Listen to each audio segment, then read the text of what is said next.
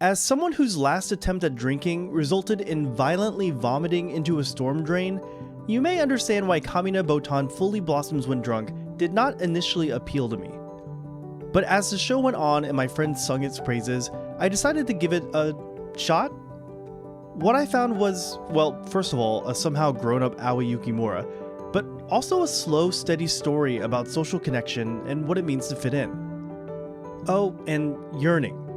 Plenty of yearning.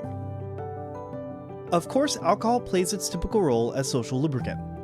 Part of the joy is watching the characters bond over a shared interest, the shared interest being alcoholism, and opening up, you might even say blossoming. But I think as much as the characters, people are drawn to the visual presentation of Kamiina Botan blossoms when drunk. After all, it's rare for a show to look as, for lack of a better word, eclectic as Botan does. Whether that be abrupt shifts in art style as they shuffle through directors, or dazzlingly creative shots, like a reaction caught in the reflection of someone's eyeball. But there was one feeling that particularly engrossed me, and that was just how intimate everything felt. There was such a constant low-level tension, call it romantic tension, to the point where I felt like I was intruding. And I couldn't quite put my finger on how the show created this atmosphere, until I got hit with an Anton Ego Ratatouille moment. You see, my dad and I would also bond, not over whiskey, but cooking.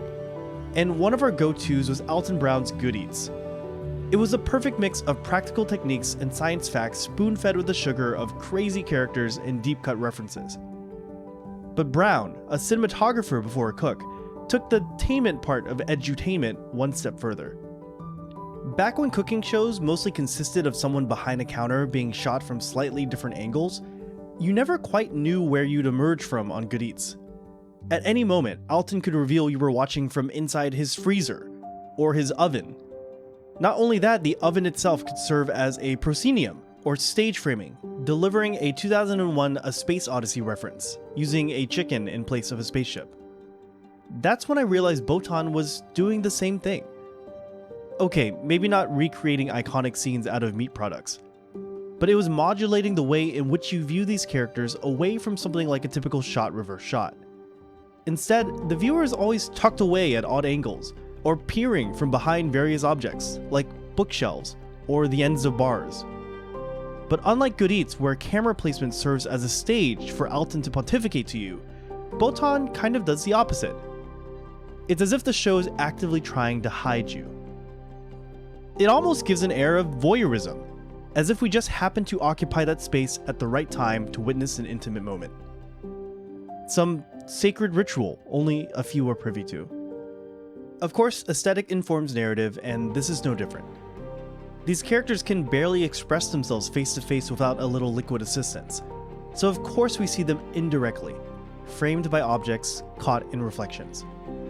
The camera is as socially awkward as they are, which is why those rare moments of reconciliation hit so hard.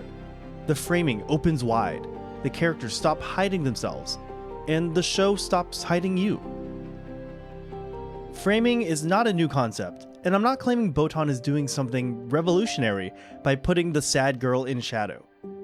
But I did find a lot of its style reminiscent of Naoko Yamada's K-On! Or Liz and the Blue Bird, that sensation that you're uncovering information rather than being handed it. More than anything, I love how the show seems to embody one of the major tenets of Good Eats. In his words, "Look, if I can find a more visually interesting way to get the information across, why would I not do that?" Amen. Thanks for watching.